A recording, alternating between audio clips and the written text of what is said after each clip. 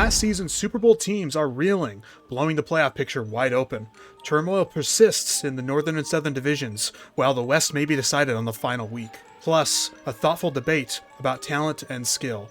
All that and more right here on Coast Knows Ball.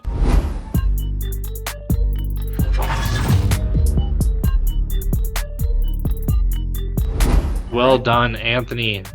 Got another episode here on the Coast Knows Ball podcast, subcategory of the Coast to Coast podcast. How are we doing, everybody? We got all three of us this week. You know, it's been a rocky season, but we're all three back again. Yeah, you know, It's, as we say each week, it's the best podcast that you've never heard of. So now that you've heard of us, you should stick around because it's a lot of fun. We have a lot of fun every week. I think we provide good entertainment and sometimes some thoughtful insights on, especially when we're talking sports and whatever. So I'm doing well. All things considered, I guess it's been very cold here and very dark, like not sunshiny. It's been overcast for like the last 2 weeks. So the winter has arrived here in the Central Valley. Yeah, it's definitely gotten cold here in Kansas. It's been cold for the last 2 to 3 weeks, honestly. That cold front really hit, and it has stuck. It has not gone away, unfortunately.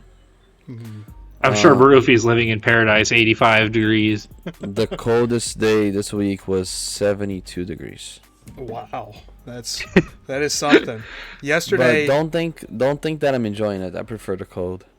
Oh yeah, prayers out for Baruffi. How will his family survive the tropical delight of Floridian weather in the winter? I am legit fucked. Yeah, the coldest it's gotten so far, I think, was yesterday, and it got as high as 46. So we're in the thick of it right now. It won't get much colder than that. We don't get snow.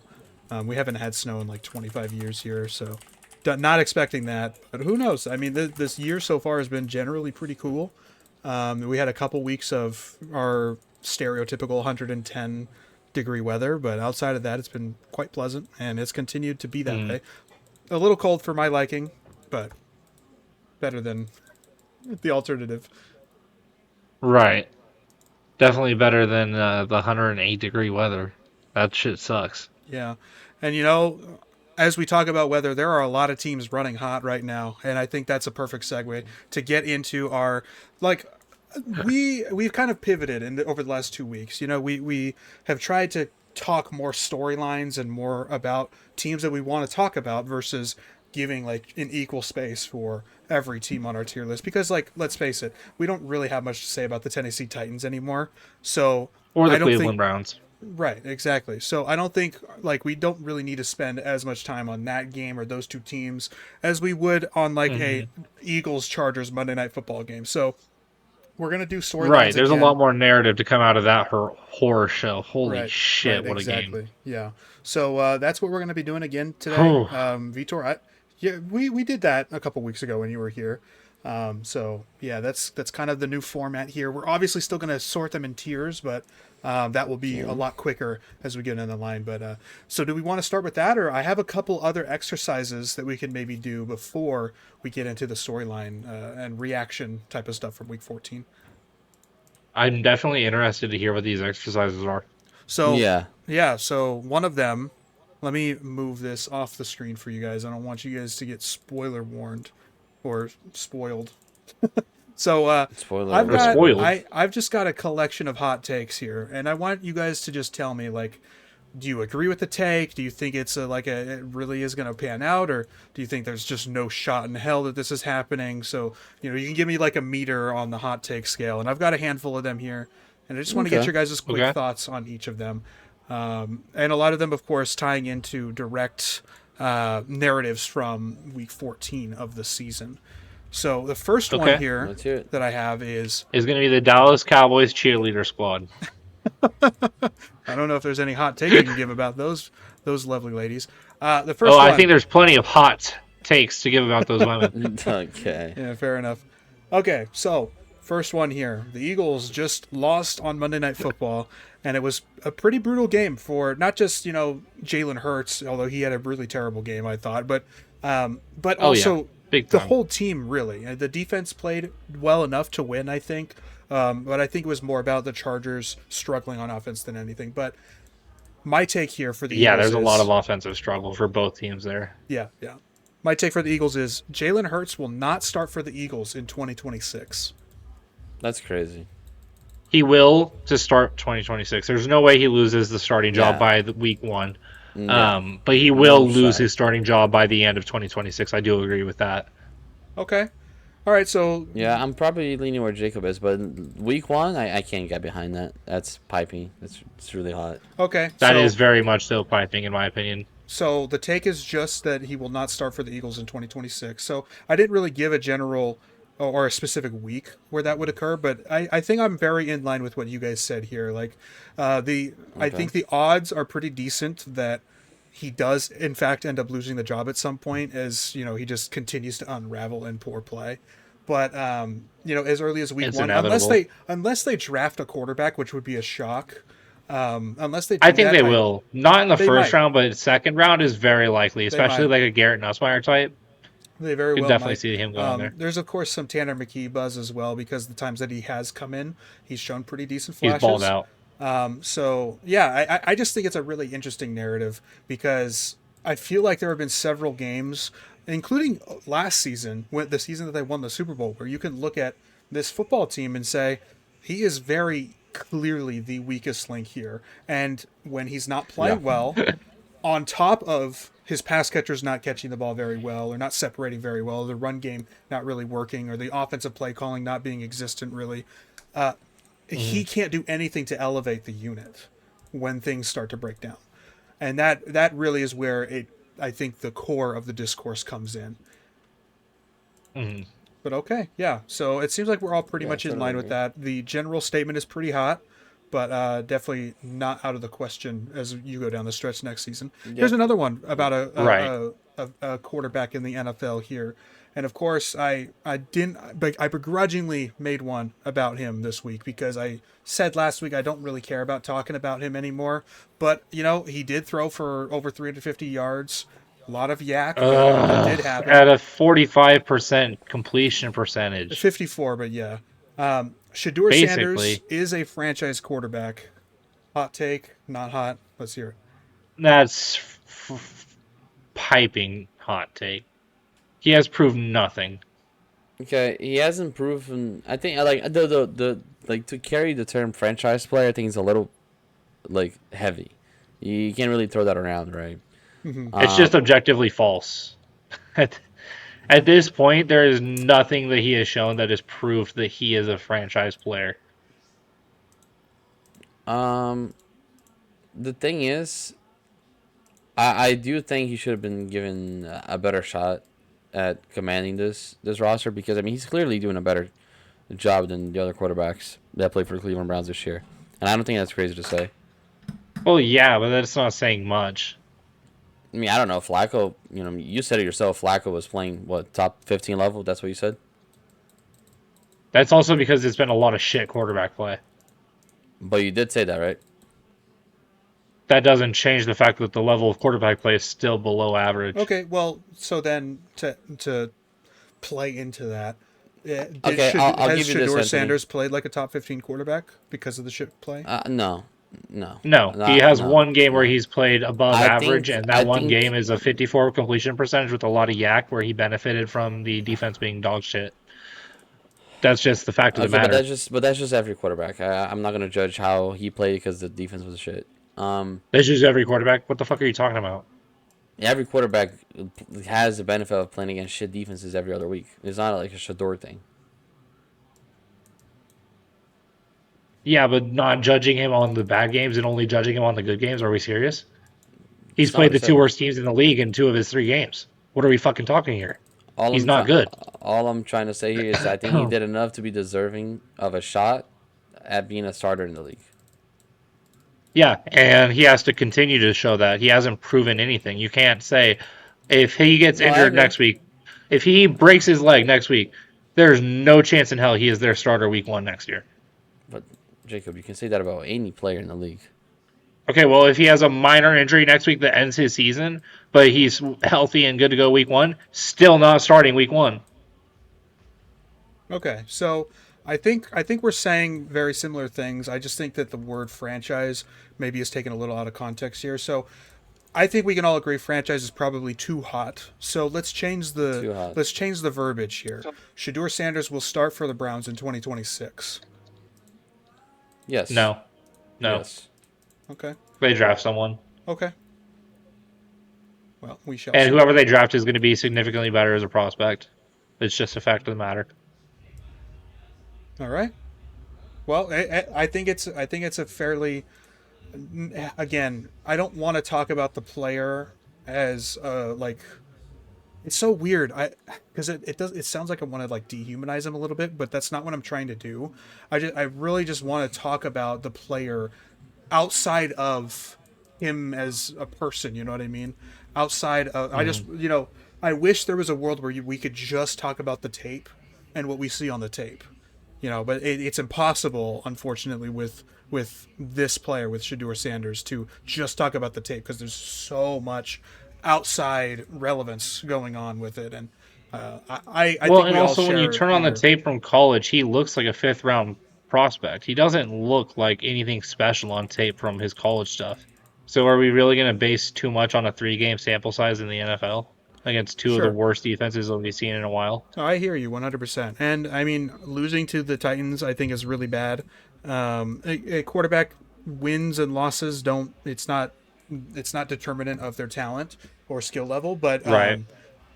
it does matter a little bit when you're down by multiple scores for a large portion of the game, and that's why you ended up having so many yards, is because you were forced to throw for most of the game. Like, you couldn't establish the run and run the football the way that your identity has been over the last month and a half. How it should have been all season, frankly, but for some reason they Mhm. allowed Dylan Gabriel to throw 50 times overseas.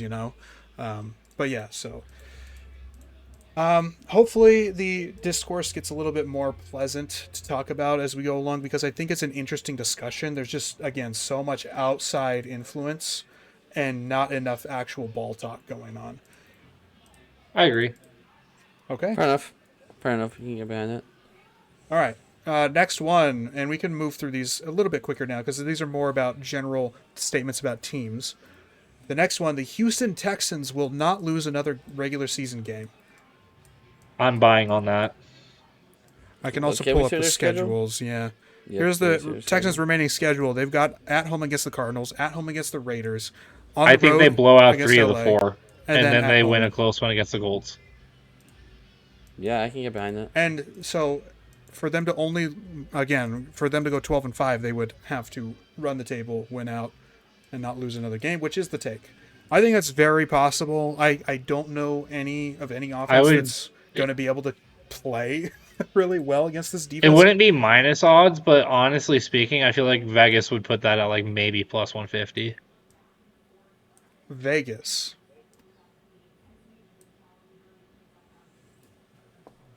Yeah. Okay. That's kind of crazy, but all right. What, you think that it'd be much bigger? Oh, yes. Oh, What was the yes. odds you said? I said plus 150. It'll be greater, for sure.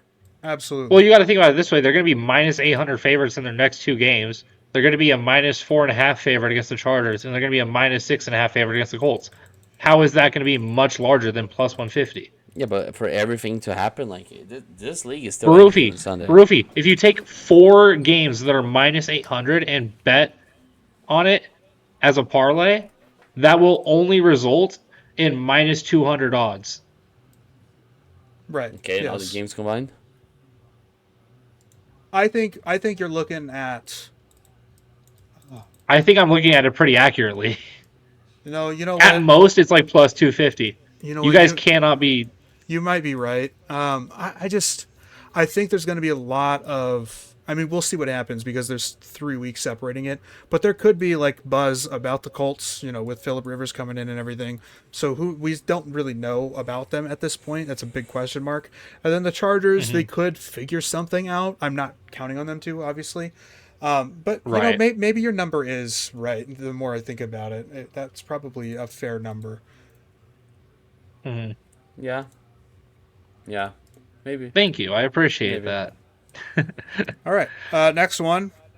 the NFC West and the number 1 seed in the NFC will be decided on week 18 between the Seahawks and 49ers. I like that take. Okay, but where are the Rams in this mix? So the Rams are playing against the Lions this week. Then they have the Seahawks on the road. Then they have the Falcons and Cardinals to finish out. I say they win at least 2 of those, right? They should win against the Falcons. They should win against the Cardinals. But I think the way that Can the we see Lions the played, standings? yeah, I mean they're 10-3. Seattle's 10-3. If Okay. I mean let's assume they go 2-2 here. So that means 12-5 for them. And let's assume that Seattle loses to Carolina and San Francisco, both losable games, and they beat the Colts. So they're 12-5. The Rams would have the better divisional record against them. But let's say, they probably beat the Panthers, for example. They move up to 13-4, and the Rams, maybe they drop to the Cardinals, Sure. but beat the Lions or whatever the scenario is. Then they still finish 12-5, and the Seahawks with 13-4. Then it really comes down to the final week of the season, because I mean the Niners could definitely lose to the Bears, but I think that's a very winnable game, and they could run the table here to finish the season, and that means that it would be decided between the top 2. I think that's totally plausible, to be honest. It's plausible, but I think the Rams probably take a bigger role in all of this, especially because they played the Seahawks as well. Sure. So, if you gave them 3 of 4, so they finished with Yep. a 13-4 record, the 49ers would still win the 1 seed with a win against Seattle. Wow. Because of the divisional Huge. record. Yeah, so it's damn. In this That's what you scenario. get for losing, Rams. Yeah. So I think it's very likely. No, not very likely. I think there's a decent shot that this happens. It will require the Rams to lose at least 1 game out of 4, and there's really only 2 games that are probably toss-ups in that scenario. I think the Seahawks and Niners paths here are a lot more likely, where either team finishes 4-0 to finish the season than it is the Rams finish 4-0, and I think that's mostly where the take comes from. I honestly think that that's also pretty likely to happen. Probably not in the plus 150 range, but not too far off. I think the odds that one of those happens, obviously both can't happen, right? The Seahawks and Niners can't both go 4-0, but one of those, Right. I feel, is pretty good odds to happen, because they can both go 3-0 entering that game. Like, I that's think really so what too. you're looking at. You're not looking at whether they Yeah. can go 4-0 each. So you're looking at they can go 3-0 each, and then one of them's guaranteed to pull out on top. Yeah. Mhm. All right. Well, I think it'll be a fun race to the top there.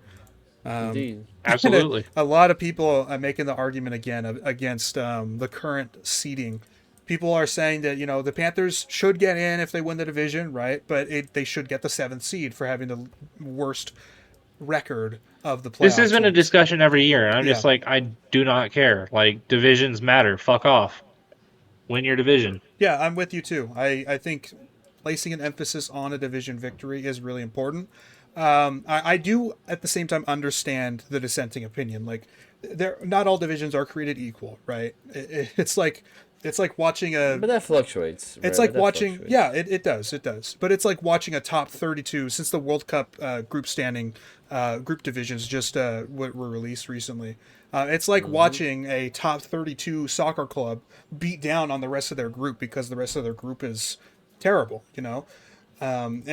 they make Nobody wants to see it. they make the playoffs, obviously, but not that group was not created equal. And if they had gone against a Spain or an Argentina or a Brazil or a France, like, it would have been a much different story, So Mm. I don't know. I think it's fun. But next one, the Detroit Lions next will one. get hot and win the NFC North. I get behind that. I don't think that at all. I think it's the Bears division still. The Lions have not impressed me in the slightest with their play. Not And even their against the coaching has Cowboys. been extremely... No, not really. Okay. So here's how It was good looks that right they now. stayed ahead. Yeah. It's good that they stayed ahead. I don't see them beating the Bears in Chicago. Yeah, That's not so happening. currently they have an 8-6 record. If they win out in this scenario, they'd have an 11-6 record. And if the Bears finish 2-2, because I had them losing to the 49ers as well, then they'd also finish with an 11-6 record, and the head-to-head division advantage would go to the Lions in that case, of course. And then obviously the other issue is the Packers. Do they win? Do they lose more than 2 games here? Probably not. But if they do lose 2 games here, let's say like that, they are 11-5-1 still. So that like you're betting on the Packers to also lose 3 games for the Lions to win the division. It could happen, but that's an uphill battle, especially when you lost to the Packers twice. Right. But there is a real path where the Bears do not make the playoffs at all. It's crazy that they went from the 1 seed to the 7 seed in 1 week. Yeah, the NFC has been a madhouse in that regard. Very much so. Next one. This is directly tied to it. The Chicago Bears miss out on the postseason entirely. So like I just showed here to you guys, it can happen. This scenario does exist where the Lions are in, and they could win the division if the Packers lose another game between the Vikings and Ravens, and then they win the division. But then the Bears would also be out. Like, it's with an 11-win record. That would be freaking crazy. But it could happen the other way around. The Bears could get in with an 11-6 record. Let's say they get swept by the Packers but beat the Lions. And then the Lions beat the Rams. No, the Lions are still in. Yeah, because the conference record probably. So honestly, I think the odds are looking a little bit more slim that the Bears will win the division. The Bears are probably not favored to get into the playoffs then. They might still be favored. I'm not sure. I don't know. But there's a real path where they, finish 2-2, finish 11-6, and that's just not enough. And it can go a couple different ways to achieve that. But they're a good team. I do think that they do end up making it. And it could look like going 3-1, or it could look like going 2-2. There's a real scenario where the Lions, they basically have to win out to win the division, to finish with a 12-5 record. But there's a real scenario where they again go 2-2, and they have a 10-7 record, and they miss. Right. But regardless, I think a couple of really solid teams are going to miss the playoffs this year. It's kind of crazy. We haven't had this problem before. Well, I think that's only because we don't have anybody who's defined as elite. I think that's just because everybody is mid. Maybe, yeah. More so than everybody is good. Yeah, there's been no world beater. This has clearly been the most dominant team in the NFL. And the really good teams, right. They have arguments against them because of a weak schedule, like the Patriots. Mm-hmm. Okay, that's fun. How about this one? Moving to the AFC side here. The Cincinnati Bengals will run the table and win the AFC North. Now, the only way that they win the AFC North is if they win out. And, of course, Pittsburgh cannot win again. And Baltimore has to beat Pittsburgh on the final week. But they also cannot win anymore. Too much has to happen, and I don't really trust the Bengals. Baltimore won't lose enough. Pittsburgh will lose enough. Okay. That's how I feel about it. It's just not happening. So that one's a very hot take then. I think so. Yeah. Okay. Because there's just no way Baltimore loses that much. Okay. History has shown us that. But man, they don't look good. I tell you, they don't look good. They don't, but there's nothing in Cincinnati to show me that, okay, this team is coming. No, that's fair as well. Yeah. And I'm definitely, as made as Harbaugh has been in the playoffs, I'm trusting Harbaugh over Taylor. Sure. Without a doubt. Yeah. Any day. I will say it would look a lot better if the Bengals had won against the Bills this week. Yeah, they did play them really close, though, so it's not an uninspired game. Plus, they've also played almost every good team close, other than the Broncos. I mean, they had the lead in that game until they destroyed themselves. The Jags loss is so embarrassing. Yeah. Well, no, they beat the Jaguars. Oh, the Jags lost in the most embarrassing fashion. Yeah. That's right. Okay, next one. Speaking of the AFC South, the Indianapolis Colts will finish with an 8-9 record. Can we see the schedule? Yeah, they currently. It's possible. They are do not have a currently good 8-4. schedule. or 8-5 rather. Wow. They would not be able to win another game. They're going to be the underdog in every game they play. They play against the Seahawks, the It's Niners, one of the Jaguars, and Texans. It's one of the milder takes. It's one of the milder takes they have here. And maybe I'm on the fence here. Maybe I'm not being too aggressive. But I do think they sneak one out. I think they sneak one out. Okay. I think they probably beat the Seahawks. I don't think they beat anybody else. Okay, interesting. Yeah, I mean, it's not looked very good. They're on a 3-game skid, and now Daniel Jones tore his Achilles. You know, you're relying on Phillip Rivers to dice up teams at age 45 and 2025. Like, it's tough to look at, and I haven't been a fan of the play calling or the scheme in recent weeks either. Not enough Jonathan Taylor when like you should be leaning more on Jonathan Taylor. It's really weird to me.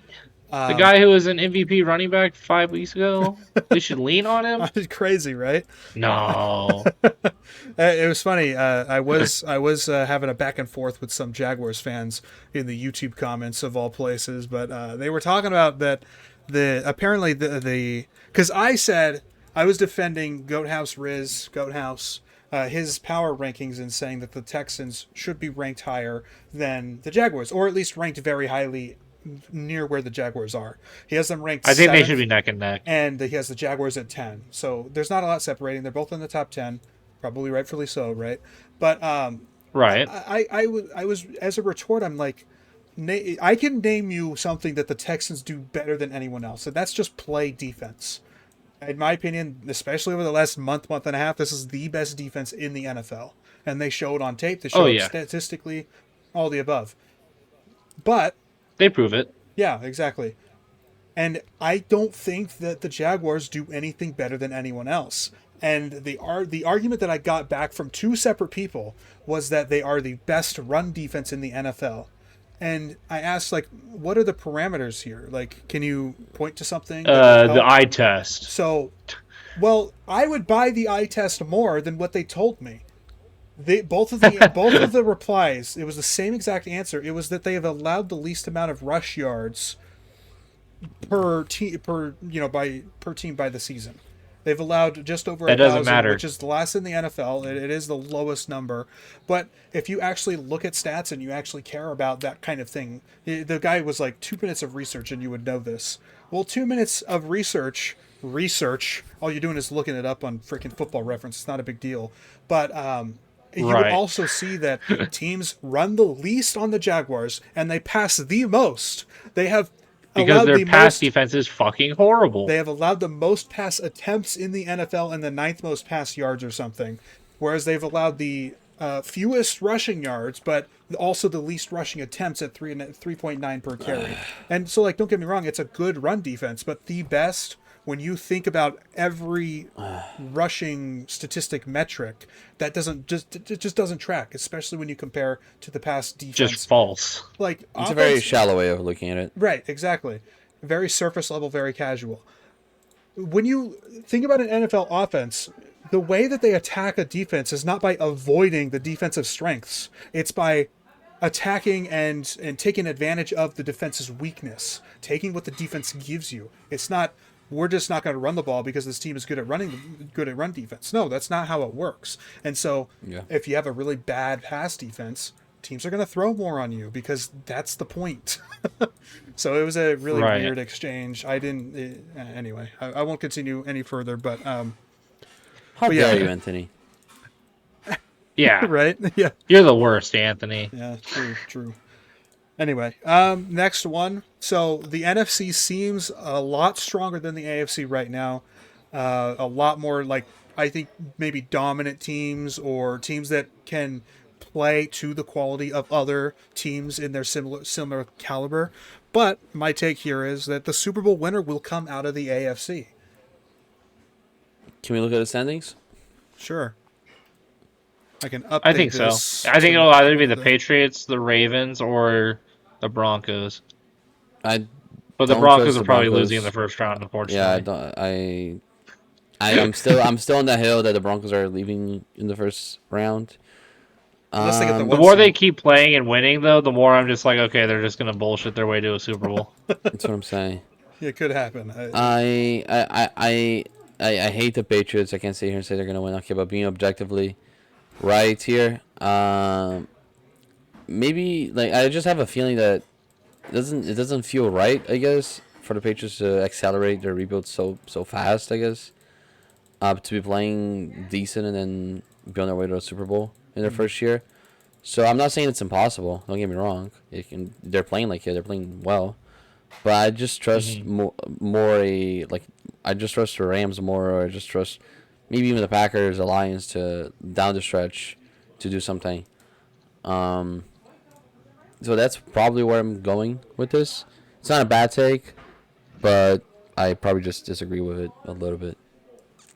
I think But it's that's not a fair. bad take. Okay. Yeah, I think it's interesting They are a because young team. yeah, it's actually very Niners-esque. Think about the 2019 season. I've made this comparison a couple times between this year's Patriots and the 2019 49ers. Like, really bad season. The Patriots picked in the top four. Took Will Campbell last draft, and the Niners got the second pick, took Nick Bosa. Both taking a Yep. Right. trenches pick early. And then the very next season, the 49ers go 13-3 and appear in the Super Bowl. Could have won the Super Bowl, but they didn't. And the Patriots are headed down a similar road, and also very similarly, the 49ers that season, every week was the true test to see if this team was actually good. And then, of course, the goalposts would be shifted to actually no, that wasn't the real test. They blew them out, so obviously that team is not as good as they are. And the similar thing is happening to the Patriots right now, I think. And there is a valid argument in. I value teams that have played against better competition than other teams. That is a valid take to have. But I think it applies better to a team like the Broncos that seem to always play to the quality of their opponent, right? If it's a bad team, they're going to play pretty bad, or they're going to play them really close, like in the Commanders' case, where they only win in Right. overtime because of a batted pass. Whereas the Patriots, when they play a bad team, they rightfully dominate them. I think back to the Panthers, who aren't a bad team, yet they creamed them 42-6 in like week 5. And I get it, it's week 5 and whatever, but still, I think those That's a kinds of wins valuable matter. win. Yeah, 100%. Yeah. I do Very believe that the valuable win. Bills are more likely than the Ravens or the Broncos, just because of that Josh Allen factor and that they've been there before. Those types of things. And if they That's fair. if they end up winning the division, which is an outside chance, of course, Patriots do control it. But if they end up winning, Buffalo's a really tough place to play in the postseason. It If is, the Chiefs especially lose. with the experience of the roster. I mean, everybody in that game or on that team has played in almost 10 games in the playoffs. Right. Yep. All right, so that's a fun one.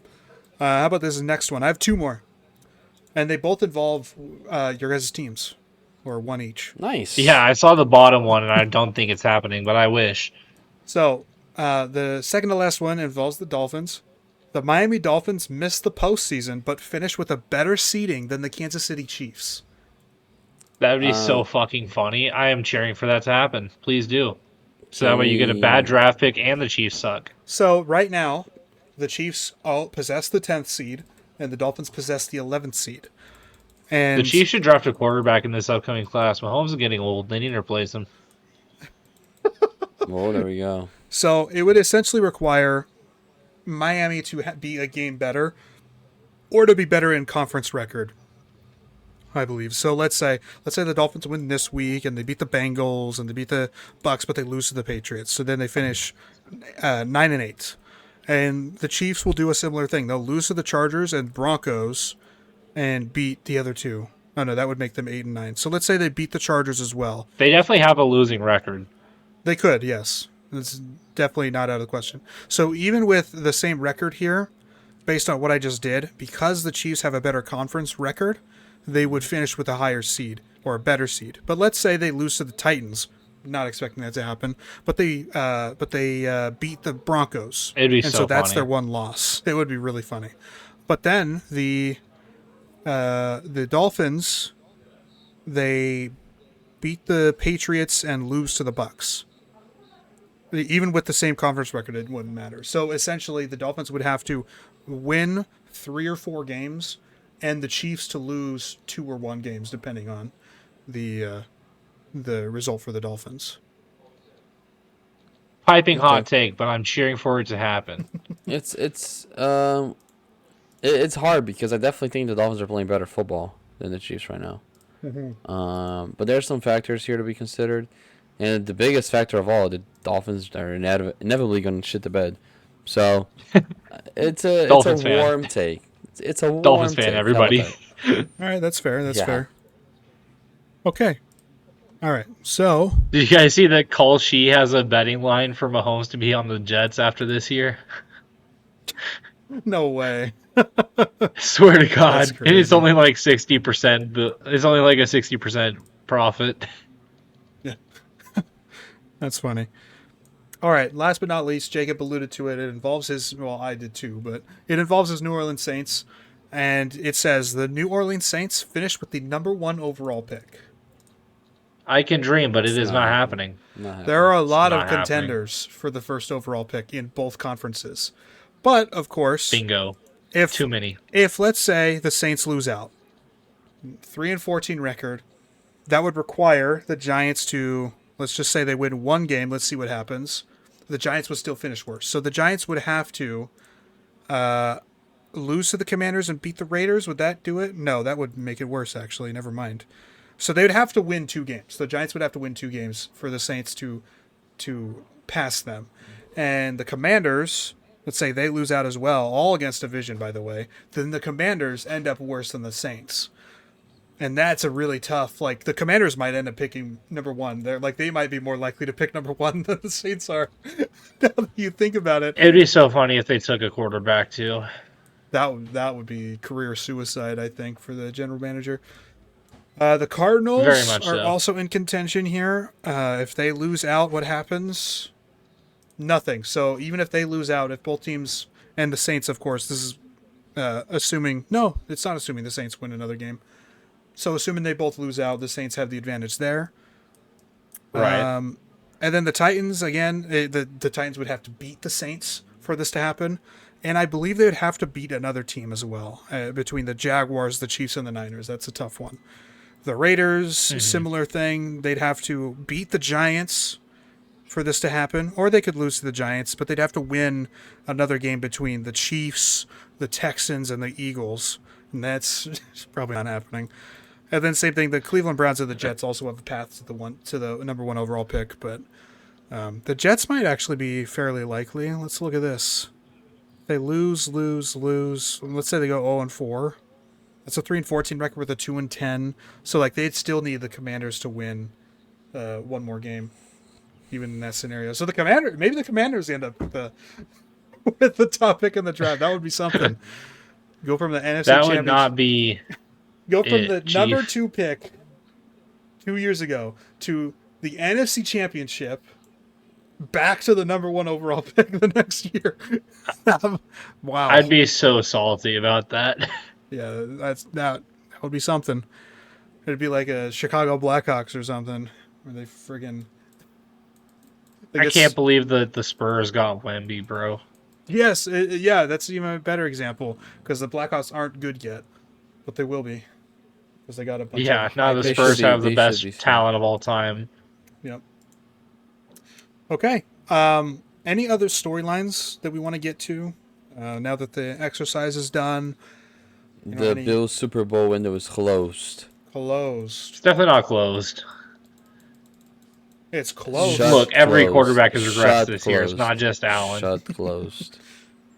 So give your reasoning why. Like, what are some of the inhibiting factors for them this season? Why can't they win it?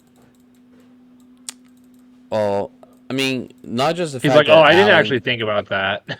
It's not just the fact that Allen is not as dominant as he was, but there's clearly a coaching issue. I do not think they can win with McDermott, plain and simple. And it's just not easy to find a guy that gives you a Super Bowl. That's fair. I think that's the best argument against the Bills, is the coaching. I think the coaching is putrid. I agree. There. And it's and also a management issue. Like, they continue to refuse to address some issues with the team. They can't just rely on Allen to do everything. Yeah, and I feel like they've been using Allen the last few years to mask the weaknesses of the team. Yeah, exactly that. Now, I will I say, think Joe Brady is also overrated. oh, I've said for a while. he is a dreadful play caller. I can't believe he's still getting head coach buzz. I, Whoever I, I makes that, know I know a Dolphins fan that just swears to God that Joe Brady's the best option for the Miami Dolphins. whoever makes that hire in the He is. You offseason guys is should making a hire him. grave mistake. Yeah. A grave mistake. No, but Jacob, I think, as funny as it sounds, I think that's also fair. It is Josh Allen. Like, he has beat every other quarterback in this conference outside of Mahomes in the playoffs. But if the Chiefs aren't in it, then who's to stop Josh Allen, right? So I can Yep. see it both ways here. You know, Mark Andrews is the only thing stopping the Ravens from beating Josh Allen. yeah, Fair yeah, enough. pretty much. But yeah, so I think it's a Shout out Ian. I think it's actually an interesting topic. Maybe we could do that at some point where we debate every team's, or not every team, but contending team Super Bowl windows for the foreseeable future. That'd be good. Anything else we want to touch on before we just throw these teams into tiers? The Jets Not want to trade. particularly. JJ McCarthy, the 9 is back. Yeah, definitely back. they're not gonna lose again with JJ McCarthy as the quarterback. Be prepared. Nah, that's people. 9, bro. I don't know who JJ McCarthy is, fair bro. enough. Yeah, my mistake. I'm still getting used to it. 9 is taking over. I'm sorry. 9. I apologize for misgendering you. It's something I'm working through. Valid. I was shocked actually. Jacob and I we aligned quite a bit with our picks, or at least if we Very picked different much. teams, we had similar takes about the games. We did really poorly though on our upsets last week. The Commanders got shut out. The Jets got destroyed like immediately. It was over. Was the Commanders an upset? I think so. The Wow. the Vikings defense, and plus they're at home. That's a tough place to play at home, and it's the Commanders. That They're makes not good. sense. I don't know if they were actually the upset. I'm just saying, like, based on my perspective of the game, that was an upset pick. That's how you feel about the Yeah. game, is that they were an upset right, pick. right, exactly. That's fair. And they got fucking destroyed. Like, so a couple They of got times, throttled. So Yeah. it's like, yeah, basically. a couple of our upsets last week did not work out at all. And I thought that was pretty funny. What are you talking about, man? What are you talking about? Yeah. No. Look, I'm doing the damage control. I'm saying that we knew all along that those were upsets and they were long shots. So we're not idiots. Yeah, he's bailing us out, guys. All right. Well, without further ado, we can move on to our tier list. I accidentally moved the Titans up first. I meant to move the Giants because they were on a bye, but not that it matters. The Titans definitely belong down there in our F tier, which is Stinky poo. forgot already is our F tier this week. And we can just move a bunch of these teams down here. I think the Jets. I think the Saints. I think The Saints. Commanders. I think the Raiders. Browns. Dude, we're approaching Raiders. Aints territory, guys. We are literally returning to Aints territory. It's getting close, yeah. Anyone else? Like maybe the Falcons have an argument for F tier at this point. I'd like to move the Commanders down more than this. I think they're probably I'm worse okay than the with Giants that. right now. I would say so. I mean, we might I have agree to with that move the take. Browns below the Titans. We might have to. That's so hilarious. I think that's probably a good F tier Do it. there. I think that's a good Do it. alignment. The Jets, Saints, I think Giants, so. Commanders, Titans, Browns, Raiders in that order. Because like the Browns beat the Raiders and then they lost to the Titans. Like there's a clear hierarchy in teams there right now. Very much so. Okay. Well, very nice, very nice. How about our D tier? I think the Falcons definitely belong in D tier. They're not going any higher than that. They are dead, for sure. Yeah. They are the bottom of dead. They are very dead. Yeah, the they're Cardinals very are good. also dead. Very, very. They're more frisky than the Falcons, I think, but they're also dead. They just can't put together a win, a full 4 quarters. No. Who else is dead? Like every other team Yo, here mama. can actually make the postseason, which is kind of wild. Like we have a lot of teams out of the mix, but we have quite a lot of teams that probably still in the mix. Obviously, only 14 teams can make it. I think maybe the Vikings are the next up, despite the win. I think that's probably accurate. The Vikings have been pretty dog shit, so I'm not against it. Okay. Any other nominations for our dead tier? Steelers, honestly. Fuck the crazy to Steelers, say, dude. crazy to say, but we might just want to jump the gun and is put the Colts Bengals down is there. Bengals the? I was just about to say the Colts before the Like- Bengals, but Like That's I think crazy, it's too early. Based bro. on- Maybe just see too. it probably is It's too too early, soon, bro. but It's too man, soon. It's too soon. I get it. I'm just thinking, like, you think about. It's not that Daniel Jones has been like a super great quarterback, elite or whatever, but he's obviously an The elevator. lack of Jonathan Taylor, dude. Yes, that 100%. I think that's more of a contributing factor. Not Daniel Jones' struggles, though he has struggled, but the gap, the chasm between Daniel Jones and their next best option at quarterback, like, I mean, we are picking up Phillip Rivers off the couch with his 11 kids, and I think he's a grandfather now too, and we're expecting him to come in and He maybe is, keep but this team afloat. I think Are there really? He has no better kids that are options? older than the Colts backup quarterback. Are there really That is no a better true options fact. in the market? Like that's why. Well, that- Riley Leonard is younger than Philip Rivers' oldest son. And that's what I was wondering too, and a couple people said it as well. Like, is there really no one else that can I get up doubt off it. the? I seriously doubt it. And what does that say? And this is what someone else said on Twitter too. And I've actually thought this for a little bit now. But what does that say about how we're developing quarterbacks through the draft now? Like, quarterbacks can't read defenses anymore. They have to go on script, otherwise they don't know what the hell they're doing. It's very rare that you get a quarterback that can actually read a defense and audible on their own and make adjustments at the line of scrimmage on their own nowadays. And Tom Brady was actually one of the first people to get on that hype train of that take and that was like 5 years ago when he was still playing. And he's like, man, so a lot of young quarterbacks entering the league have no clue how to read a defense while they're playing. That's a huge issue, and I think it's showing that we don't have a capable enough backup quarterback for the Colts here. I don't know. That's something. Yeah. But if you guys, I think it's just scary.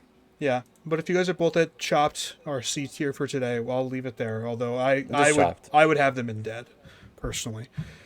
Bengals probably next Valid. up though. You could say I think dead's probably I'd say fair. dead. I'd say dead. They're definitely dead. There's no shot they win the division. I'm sorry, guys. No, and that's the only way they'd get in is by winning the division. Yeah, there's no chance they win a wild card. That's literally they're eliminated, right? No.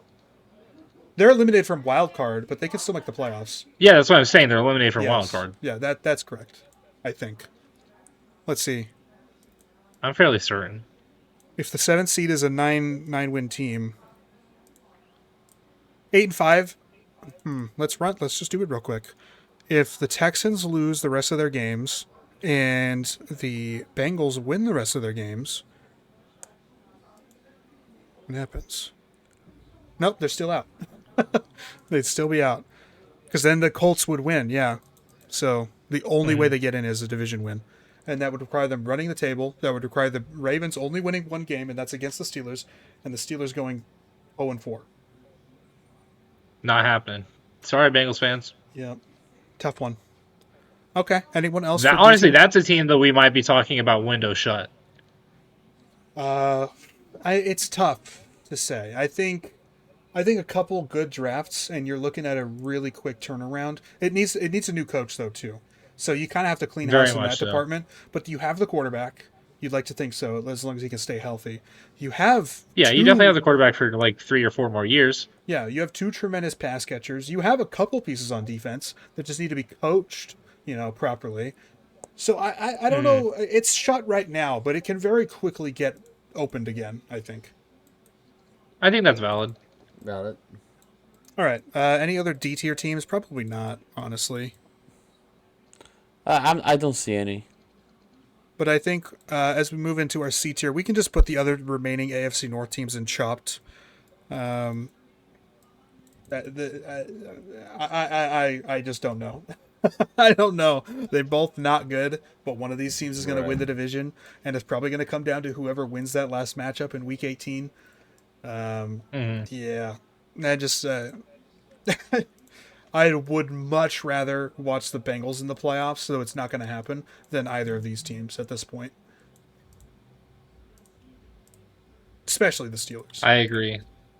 Yeah, that's Since valid. we got the Bills up next, we can go ahead and throw them in. Are we really a playoff team? Because we know they're going to be, but they are really a questionable playoff team for sure. Yeah. Yeah, So I think we've had them very on we've and had them off. just Very ahead on and off. and just behind San Francisco in recent weeks. Where do we think that they should go this time after a win against the Bengals? Below San Francisco. Below San Okay, Francisco. I think that's where we had them before.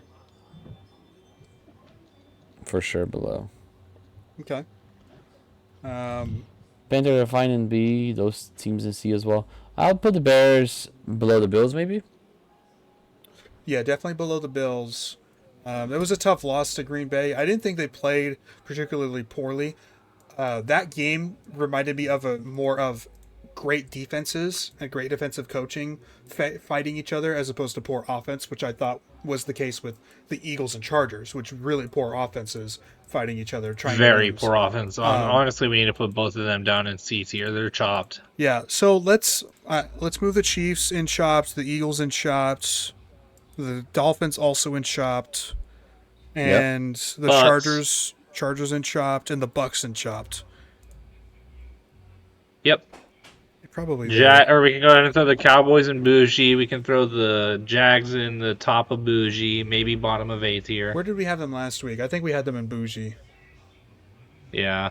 It was a very big win. We might against just the have Colts. A tier 2 stacked as the problem. Yeah, but like that's kind of the thing, right? How do we separate all these teams because all of them feel very similar on a skill level? It's really bizarre, the conundrum that we have here going into week I think 15. we can go ahead and throw the Rams up in S tier.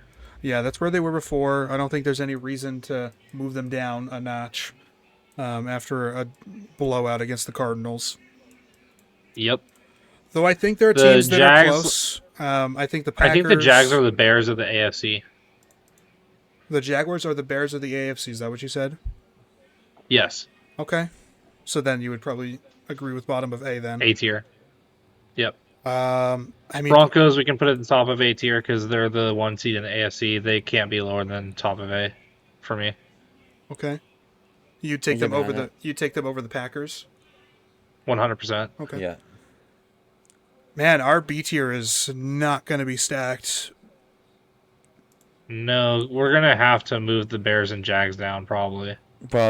So you think And honestly, I think all it's three of probably these fitting. teams, the Lions, Texans, and Or Seahawks, A tier, all yeah. belong in A? Okay. Yeah, that's probably what we have to do. And you said that too earlier. The Texans should be above the Jags. So you're in agreement on that. 1, 2, 3, Yeah, 4, 5, yeah. 6, 7, 8, 9, and then that puts the Bears and Jags at 10 and 11, which I think is valid. Yeah, I think so. I would probably put the Lions at the bottom of A. Lower. I think the Lions should be lower. The Seahawks should be above the Bills. The That's Seahawks how I probably would have it. belong above the Niners too right now. I think that's fair. I think that's probably where it is at this point. Maybe Cowboys above Panthers. Maybe, but that loss was kind of brutal. No, the Panthers are coming off the Rams win. You're right. They're coming off a Rams win, and it was also a bye, and also, I mean, it was a while ago now, like 6 weeks, but the Panthers did beat the Cowboys in Dallas, I think. Yeah. I think this is good. You know, it's a weird bell curve, but it probably is what fits best at this point. And it's also because, look, we don't bullshit our audience. We don't bullshit people who watch this show. No. We don't bullshit ourselves. I am seeing people on I don't Twitter know about that. putting the Chiefs in the top 10 still. What Oh yeah, you football saw are one of watching? them was 6, and they moved down 3 spots, meaning they were at the 3 spot Yeah. at 6 and 6. Like it's probably engagement bait and it's working because I'm pissed off about it. But 2, if it's not, what the hell are you watching? Honestly, what are you watching that leads you to believe that the Chiefs are a top 7 team in football right now? Like, and it's the same thing with the Eagles. It's the same thing with the Ravens and the Bucks. All 4 of those teams I see ranked very highly, pretty consistently through a lot of people's power rankings. What football are you watching? I don't get it. None of these teams are good right now. Strange. It's bullshit. This is where I tell you. This is why I don't look at power rankings. Yeah, you're much Because better it for only it. pisses me off. They only piss me off. Yeah, they do. They're very incendiary and annoying, and it's just the whole culture nowadays. And obviously we play into it a little bit too, guilty. But that's how you that's how you like have an online presence now. And it's not that I enjoy like baiting people, but that's literally just how it works right now. And if you don't conform, you're dead. Nah, Basically, you definitely love baiting people. You Nah. definitely love baiting people. You are the master of baiting people. Yeah, masturbator. Master Yes. of baiting people. You're quite the masturbator. I don't know if I enjoy it that much. I enjoy doing it like Masturbating? to you guys. Whoa! Pause. To you guys is That is crazy, on- that Anthony. is on record. You got a That is confession to on make? You said what you said at the exact same time I said what I said on my end. That's why I stopped. Oh nah, Anthony. Anthony, bro, that's a crazy confession to make on the podcast.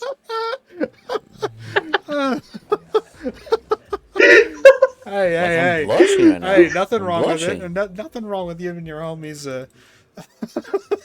Hey, little bro love.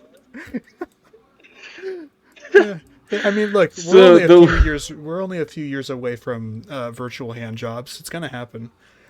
Hey, man, 2025 was supposed to be the year of the sexual robots, so... Oh, that's true. Yes.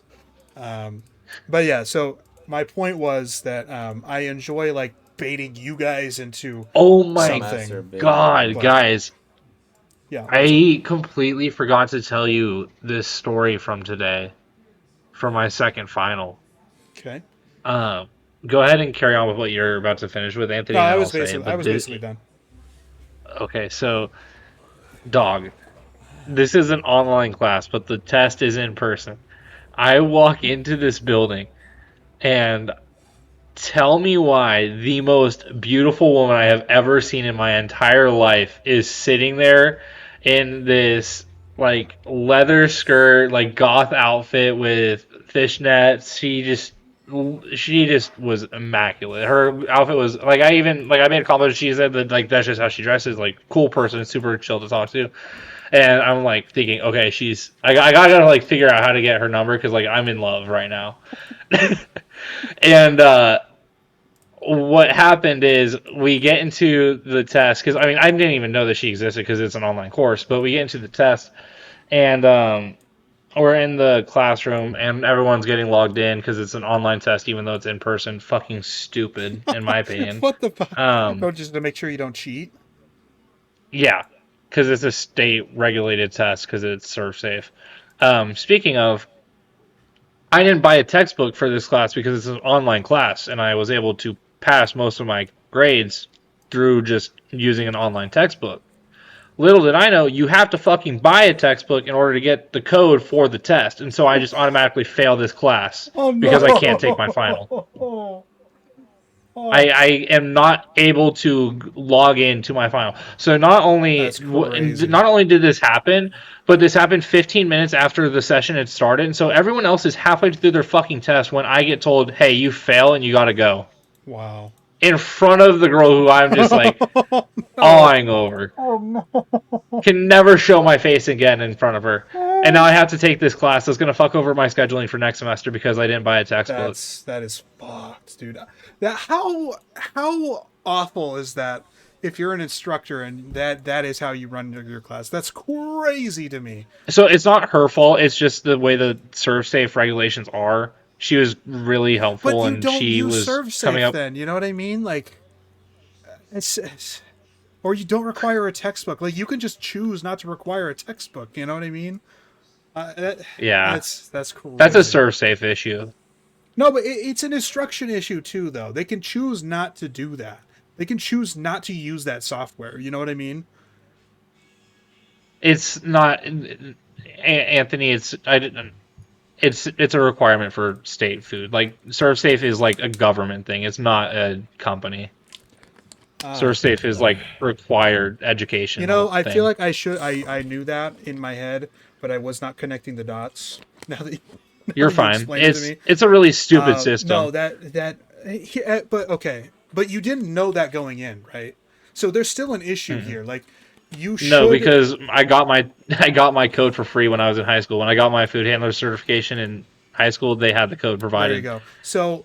So my issue still kind of exists, even though my facts weren't correct. Very much so. Like, it should be explicitly expressed that it is required to take the final exam. You know what I mean? Like, there's still, yeah, because every class is like, you have to buy the textbook for the class. I'm like, no, you fucking don't. right. There's still a fault of how it's constructed for sure. Right. It should have been better communicated. But it is what it is. I got to figure it out now. I'll probably just end up getting my certification through my own party and just be like, hey, can I take my classes now? And they said that should work. But it's going to be like $50 out of my pocket. Okay. Still cheaper than a textbook, though. Yeah, a lot of them. Okay. Right. Well, I'm sorry that didn't work out for you. That's always annoying when that happens. Yeah. It is what it is, dude. It's the Grinch story. His heart grew 3 times that day and then shrunk 6. Yeah, wrong organ, but I get it.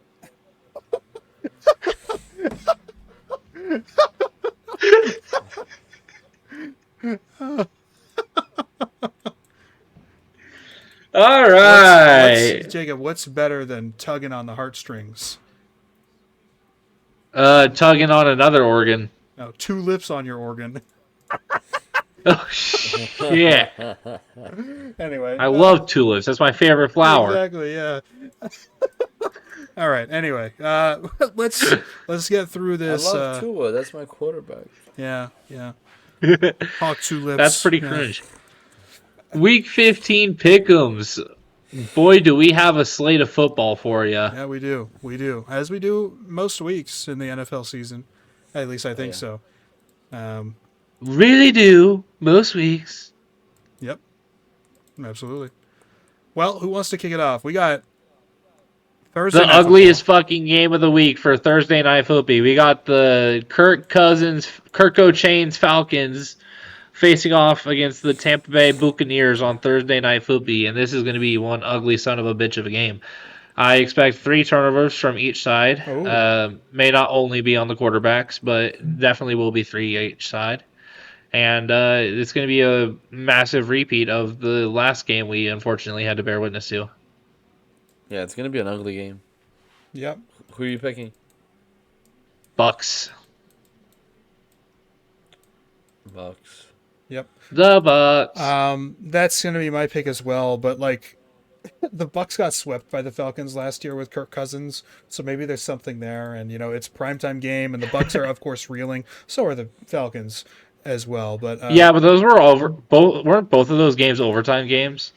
No, didn't one of them? One of them was definitely one an was overtime definitely game. overtime, and Kirk threw for 500 yards or something. It was ridiculous. Yeah. I don't know about the second one though, but at least one of them, yes.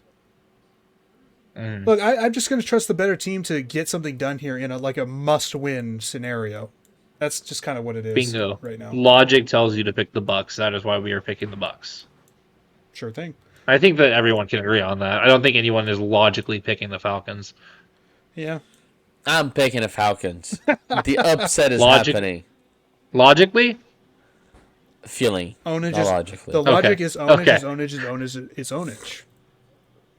The logic is gut, and gut is accurate, and accuracy is what quarterbacks need to win games. Look, what is Kirk Cousins known for? Accuracy. Give me the Falcons. The Bucks just lost to the Saints. Like, this is a very losable game. And if they lose this one, then that makes the pass for the Panthers that much easier. Yeah, that solidifies the Panthers winning, honestly. Okay, Sunday morning, the Chiefs are not playing a primetime or primetime with a lowercase p game this week. Can you believe it? For the second time this season, they are not playing in prime time. Second time. Second fucking time. Nationally televised is the term I should be using. Nationally televised. Yeah. But yeah, so the Chiefs at home against the Chargers. It is a must-win for the Chiefs, and I mean it kind of is for the Chargers too. Like if Probably you a want, must win for the Chargers, yeah, especially in wild card yeah, contention. if you still want to hang in there with the wild card boys and you want to like get some momentum going, you definitely want to be winning this game as the Chargers, and you also want to eliminate the Chiefs.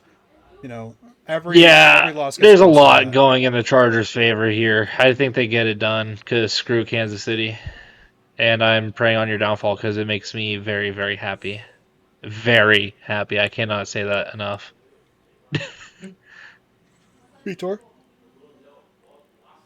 Yeah, Just a total ignoring. yeah, what you got? The Chiefs or the Chargers? yeah, yeah. I'm just not really excited to watch this game. I won't be watching this This is game. another dog shit game, dude, and I'm gonna have to watch it I because I know live in it hasn't Kansas. been really fun to watch the Chargers, in my opinion. I don't know. They've been so boring. Uh, You're right. They've been so boring. yeah, no, it's not a fun team to watch. And Hopefully, they let me watch the Bills and every Patriots single for my time the regional. Chargers play, I go on Twitter. Herbert plays like shit the whole game, makes one good play, and I have to go see Dolphins Twitter. Oh my God, we passed on this. Jesus Christ! Every single time, I can't believe it. So it's just obnoxious to watch the Chargers play. The Chiefs, we already know I mean, are they kind wrong of year though? they're having.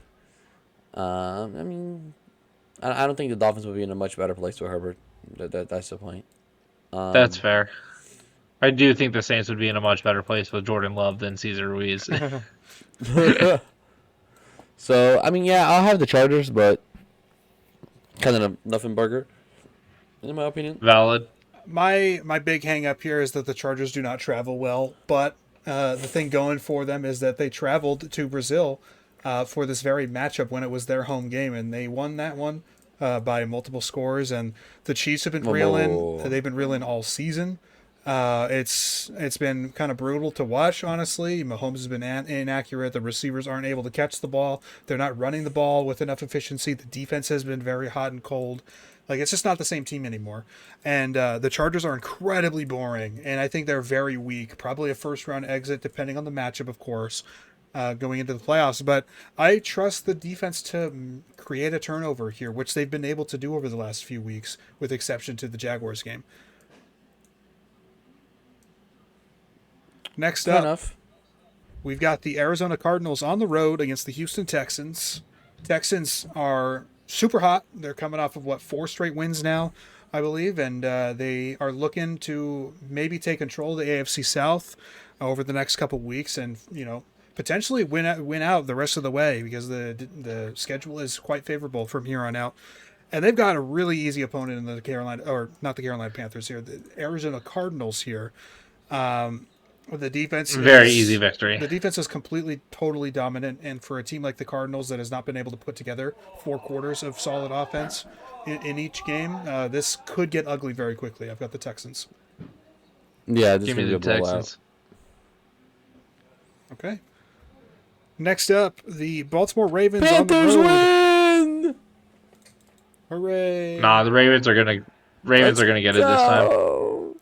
I have them splitting ways for some reason. It's just a vibe. Yeah, so the Ravens are visiting the Bengals. As Jacob said, he's got the Ravens Splitting winning. ways is such a crafty veteran move as a sports analyst. I always every year when I do my initial predictions, I always have a handful of those, and a lot of them come from the AFC North. True. A lot of them come from the AFC North. It's really funny. Man, I think this is a really tough one to pick. The Ravens had a game from The hell. Ravens need it more. They do need it a lot. Well, I mean, they do need Not it need a it lot. more, but they want it more. Maybe they do want it more. That could be the case. Last time they played, it was a game from hell for the Ravens on Thanksgiving. 5 turnovers. Lamar has been brutal and was brutal in that game. And the Bengals, meanwhile, that was like their best game of the season, especially on defense, where they were able to create turnovers and not give up huge plays on the ground or through the air. So, am I expecting that same result here? Absolutely not. The Bengals defense has definitely come down to earth since then, as well as the offense in some regards, like the 3 turnovers against Buffalo that ended up losing them the game. But I don't trust the Ravens to put it together at this point. So I really don't know. It's a pure toss-up game, but I've actually got the Bengals in this one. I'll go with the Ravens. I think they have more to play for. Lamar has been a little uncharacteristic, but it's a bad defense. Or not an incredible defense, I should say. And yeah, I think the Ravens get it going a Well, little bit. it They is have the to it if they is, want to do anything. it's the worst defense in the NFL. Don't get me wrong, but they created 5 turnovers in their last matchup, and yes, that's very fluky. But who's to say that they don't create 2 of them in this game? And that's the reason they ultimately win. You know, it could happen. We'll see. Okay. Yeah, I hear you.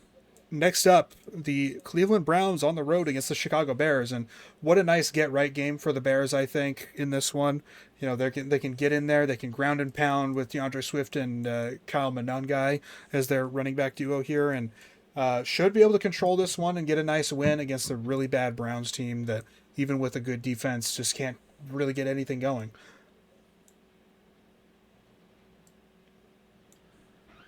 Yeah, give me the Bears. This is going to be an easy victory for them. Shitter plays like donkey water. Yeah, I shouldn't really have to think about it too much, but I think it's a fun game to watch. Like, I have the Bears, winning this game, but it's one of those games where just like random shit happens and the Browns end up winning.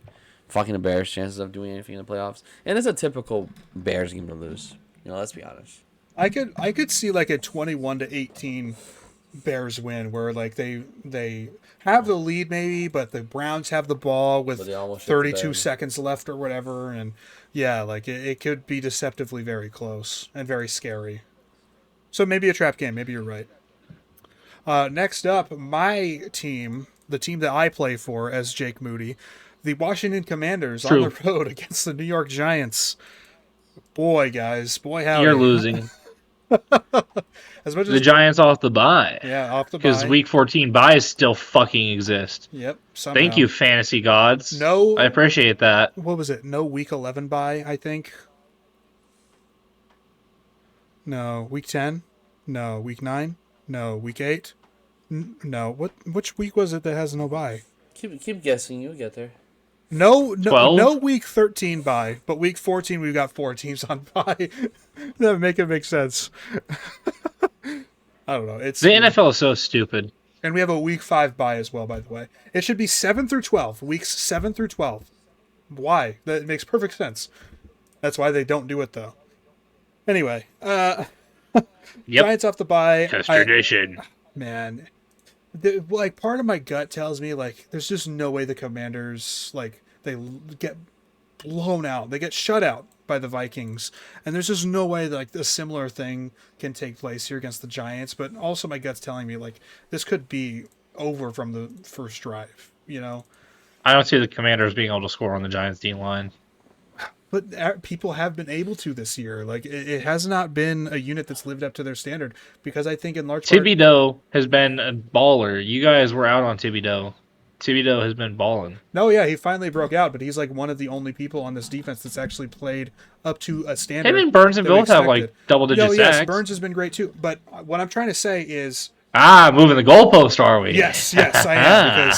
But my point was that Shane Bowen was so bad at coaching this defense that it That's very went from true. a Shane Bowen top sucks. 10 on paper defense going into the year.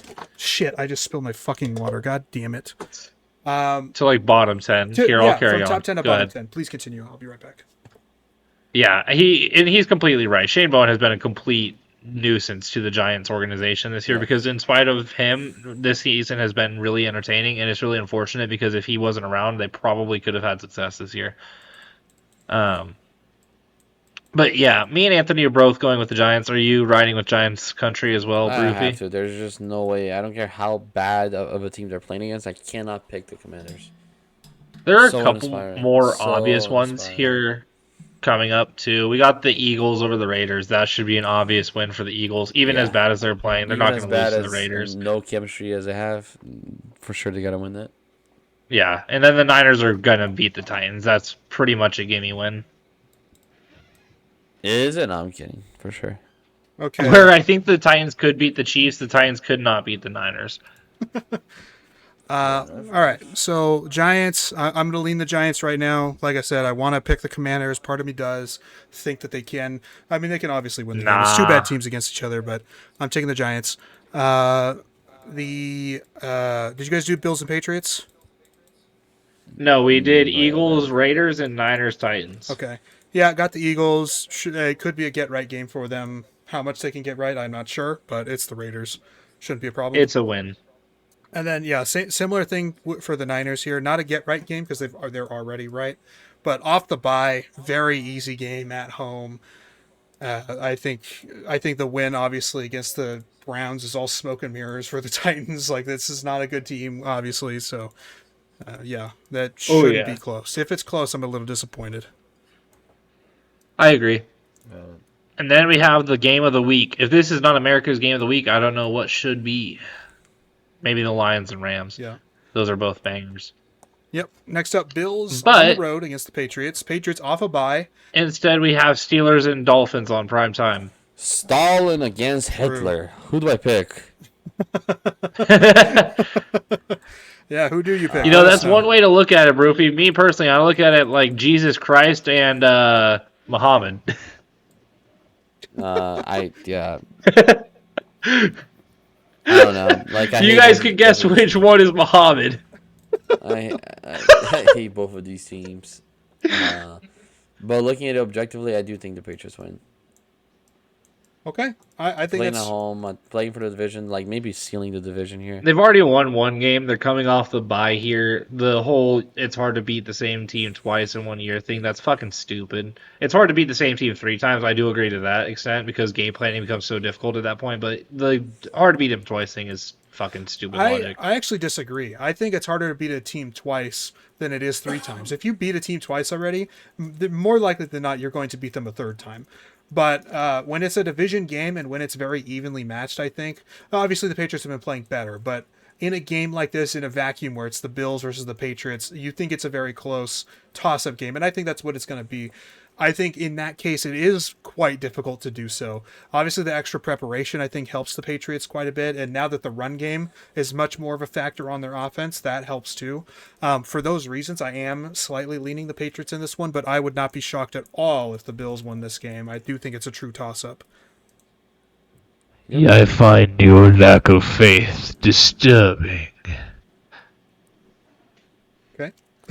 Drake May will win this game. Yeah, Drake May. I am picking the Patriots as we stand right now, so I think I am pretty faithful.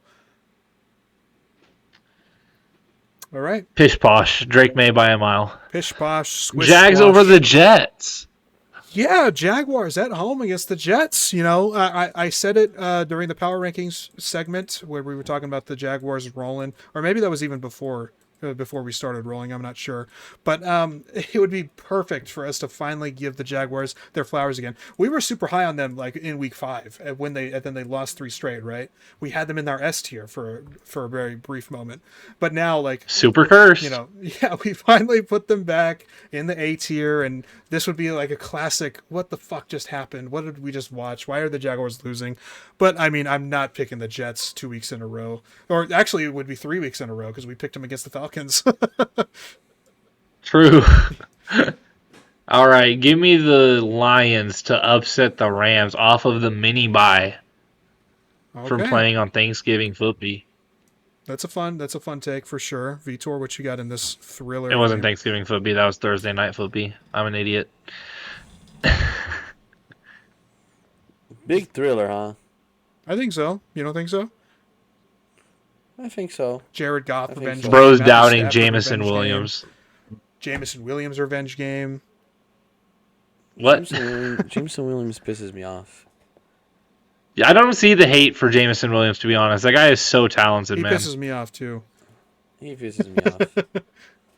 He was my wide receiver 1 out of the class, so I'm going to stand by him. The talent is there. You guys cannot deny the talent. Okay. He is extremely talented. As I alluded to in the intro to the show, I do want to have that debate. I do want to moderate that a little bit of that debate that you guys had on Twitter, if you guys are down for it later after the pick'ems. But yeah, I'm definitely. If we keep it short. Yeah. But like, I do think he's insanely talented, but it's about application, and I think part of it is, of course, due to play calling and his hands are horrible. But man, he just. I mean, 1 week he gets fucking nothing. Like, he either doesn't get the ball thrown to him or he drops the ball 3 times, and then the next week he has 9 catches for 200 yards and a touchdown. Like, I just don't know what to make of him, you know? That's why I don't like him. Well, but enough of Jameson Williams because I do think this game is just between Campbell and McVay, and I do think McVay outcoaches Campbell in this one. That's a I disagree, clearly. that's a great way to put it, though. Coaching is, of That course, is fair, though. coaching has always been That's such. actually, that might switch my pick. Yeah, give me the Rams, honestly. Dan Fair enough. Campbell sucks ass at play calling. He is so Yeah. miserable as a play caller. People have looked at the 2 games that they've won with him as a play caller, against last week against the With rose Cowboys, and then tinted against the glasses. Giants. No, not the Giants. It was against the Commanders right after the Vikings loss. People look at those 2 games and like, he's a great play caller. Whoa. Well, you beat the Giants in overtime. You lost to the Eagles, like, and it was a And you rough should have game. lost to the Giants. Let's be real. A lot had to happen for them to win the Giants Yes, game. that is true. And then you lost to the Packers, and it wasn't really close despite the 1 score. And yeah, you beat the Cowboys, but like going into the year, yeah, you should have beat the Cowboys in this game. And it's not like the play calling per se was outstanding. It's just that the Cowboys defense, I've never seen a defense that allergic to It tackling, was so bad. like never It before. was embarrassing. They couldn't even be in the same zip code as Jameer Gibbs. It was like they were avoiding him like the Yeah. plague. Yeah, it was wild. Yeah, but that I think the coaching is a great barometer for picking any game in the NFL. More often than not, the better coach wins. I did that exercise in like week 9 when we did the coaching tier list, like how important Yeah. the coach is. And I'll revisit that next week. I didn't prepare for it this week, so we can revisit that maybe next week or at the end of the year. But just to see where the record truly lies. But yeah, McVay is clearly a much better coach, and I mean the Rams are a more talented team overall too, especially on the defensive side of the ball here. So I think they can, they lost to the Panthers, but then they beat the Cardinals, and now they can get rolling again probably. Hmm. So we have a really interesting game here with the Colts going to Seattle. You guys are both probably picking Seattle. I am riding with the upset with the Colts here. I don't know why. I'm just picking on a vibe. Um, Okay. and then we got a couple chalk ups after this. But what are your guys' thoughts on the Seahawks Colts game? Definitely going Seattle, and I'm not complaining about it whatsoever. I'm leaning Seattle as well. I think, is it confirmed that Philip Rivers is starting, or do we know what that status is right He now? decided the practice squad, so I doubt it. So probably not this week, but maybe next week. Yeah. Okay, so that's kind of where like the big thing is. I think they have a better chance with Riley Leonard than they do with Philip Rivers, which is again why I find the Philip Rivers signing puzzling anyway. But the big factor here going into the game with Daniel Jones or not was mobility, because the Seattle Seahawks have generated a lot of pressure this season. And when we did our Pro Bowl, we saw both of their defensive tackles were at the top of the league in sacks for their position. Like they get after the quarterback a lot. And having a quarterback that is capable of navigating the pocket and running around is really important. And Riley Leonard is like Daniel Jones light in that regard. He can move. So Watch Riley Leonard go in there and play better than Jones. that would be pretty funny. We'd have immediately have another Brock controversy. Purdy-esque moment. No, that was we lost that moment with Max Brosmer. That's gone. That's out the window for this year. But Oh, okay. so like I don't think it's out of the question. And the Colts are obviously still talented. They can create turnovers on the defense. They can get sacks on the defense. Sam Darnold under pressure has been really bad this year, especially in the last few weeks. And I think they can run the ball fairly effectively if they actually run the ball with Jonathan Taylor. But I'm going to lean the better team right now in the Seahawks. I think that's a good pick. Now, I will say these next three are pretty much chalk for me. I think the Panthers off the bye are walking into New Orleans and winning that game pretty easily. I do think the Cowboys off the half bye on Thursday night should take care of business against the Vikings, and then I think the Broncos are chalk up wins against against the Packers, because I don't think the Packers are going to be able to run the ball against the Broncos, and Jordan Love is going to play like shit if he has to pass the ball efficiently. We've only seen him really go out there and dominate in the passing game once, and it was against the Lions, which isn't too impressive to me. When he came back from injury against the Giants, he played really well then too. But I totally get what you're saying. Like he's gotten better as the season's gone on. He was really bad to start the year, and over the last month or so, he's been significantly better. I would still say like in a mediocre average tier of quarterbacks, and he's not elevating this offense in any way, but he has been limiting mistakes this season. Like 3 or 4 interceptions, which is a really low number at this point. So I think this is another toss-up game. The Broncos, like we've said many times this year, including on this episode, they play to the quality of their opponents. So if the Packers are playing well in this game, I think the Broncos will too. If the Packers are playing poorly in this game, I think the Broncos will too. And regardless of the result, I am going to be leaning the Broncos by probably a point or two. I really think it's a toss-up game. Tyler, Broncos fan, what do you think? You guys taking care of business against the Packers? I gotta go. I gotta go with the Packers here. I can't pick Broncos fan says they're taking care of business. Fair enough. No. So you're taking the Packers, Vitor? Yes, I have to. I Okay. think I'm obligated to. All right. I can't do it anymore. I can't either, but I also need to I'm not making shorts for Broncos fans anymore after some of the rude comments that were left last time in my DMs, by the way. Not just in the comment section, but in DMs. Oh, really yeah. mean stuff. I'm gonna stay on the hill. I'm staying on this hill. Well, I hope you don't die, because Is it looking like it? kind of. with each week that they avoid a loss. I'm not even going to say win. With worse, each week right? that they avoid a loss, it looks worse and worse. It's getting worse indeed. Although they did finally actually take care of business against the Raiders last week. That was only a 1-score game because the Raiders kicked a last-second field goal for no reason. Point shaving. Yeah, that's literally what it was. Really funny, but all right. So Panthers off the bye against the Saints. As Jacob said, he's picking the Panthers. As am I. They're just clearly the better team. There's no way they get swept. There's no way they get swept by the Saints, right? Like, this is perfect. They're in the driver's seat for the division, and I think that this is a game that you cannot lose for that to happen, and you could take a lot of advantage, especially if the Falcons beat the Bucs, which I think this is a much tougher matchup for the Buccaneers than this is for the Panthers. Mm-hmm. Didn't the Panthers... I would So agree. they got blown out week 1 last season by the Saints, but didn't they come back and win the second matchup? Or am I misremembering? Dude, you're asking the wrong guy, dude. Football last year was not a positive experience for me. Saints season 2024. We had Clint Kubiak as our play caller with Derek Carr, dude. I did not watch Yeah, this team. they lost their second matchup to the Panthers 23-22. Yeah, after winning 47-10 in week 1. Okay. So that similar thing can happen here. Yeah, that's part of the 10-game losing streak. Yep. Right in the middle. Okay. Yep. All right, we all got the Cowboys. Yeah, but I think this is a really, really close one, actually. They should win. It's Sunday Night Football, by the way. They should win this game.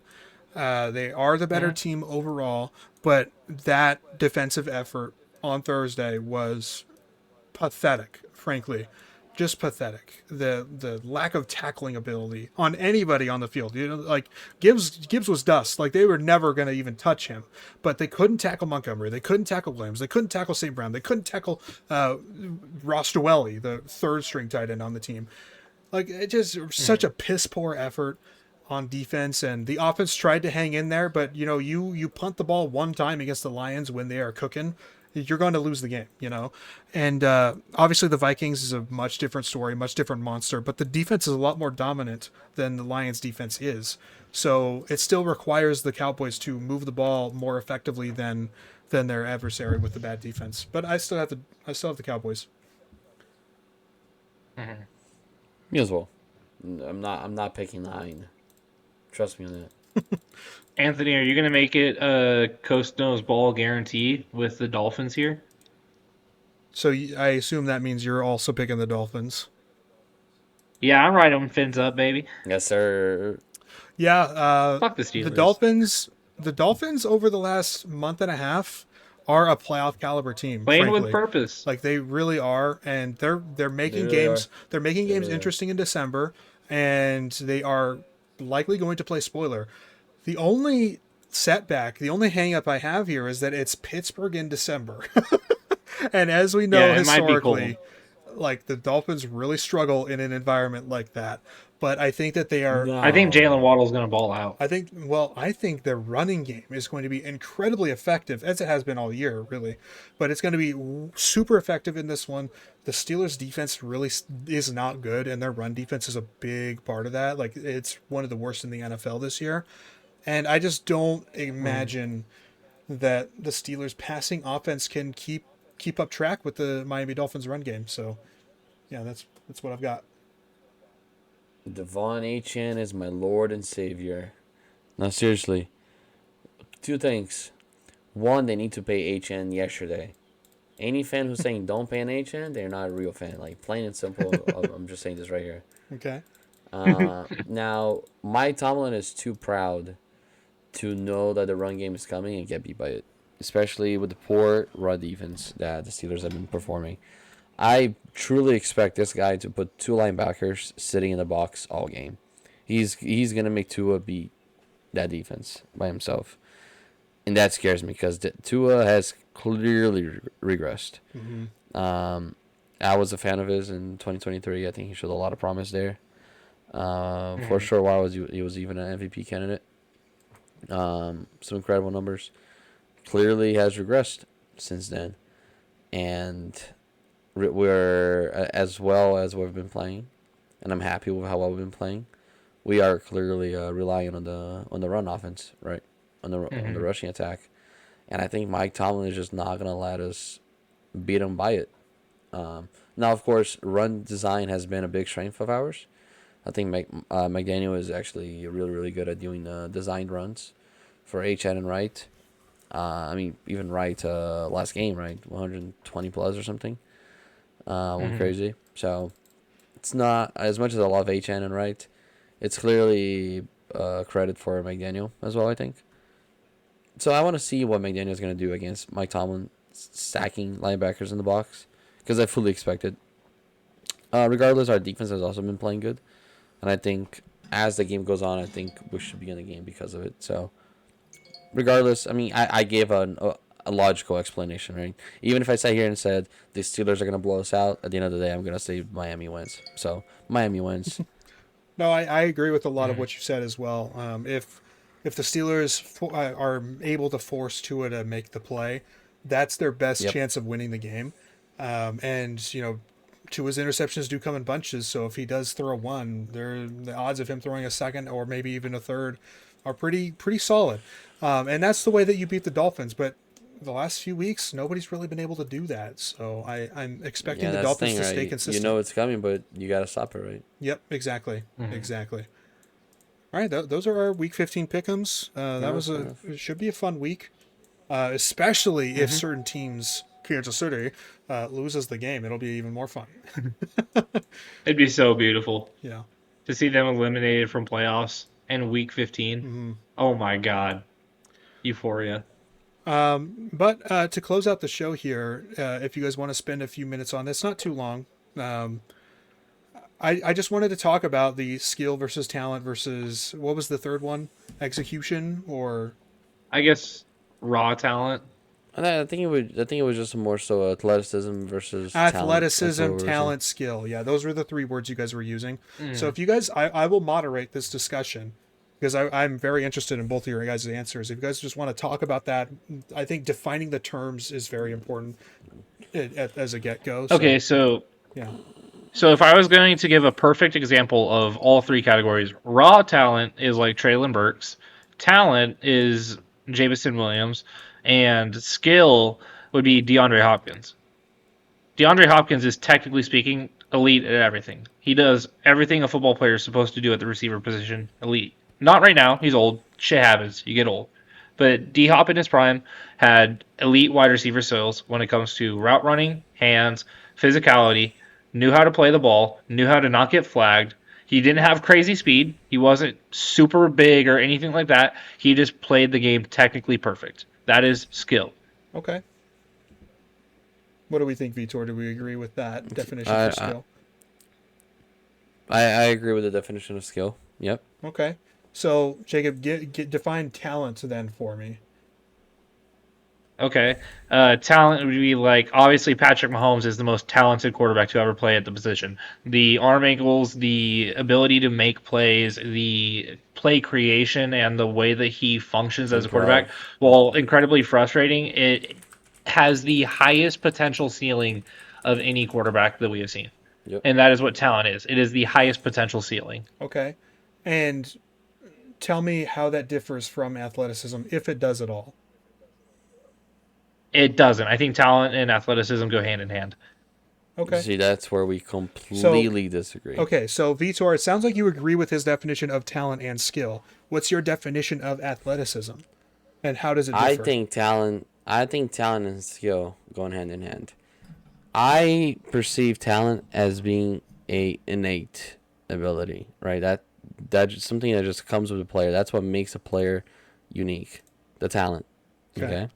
The skill I perceive as being something the player develops within the game. Okay, so it's like the execution of that talent is your skill. Yes. Okay. And the athleticism is the physical components of what the player does within the game. I don't follow. So if the skill is the execution, then what is the talent?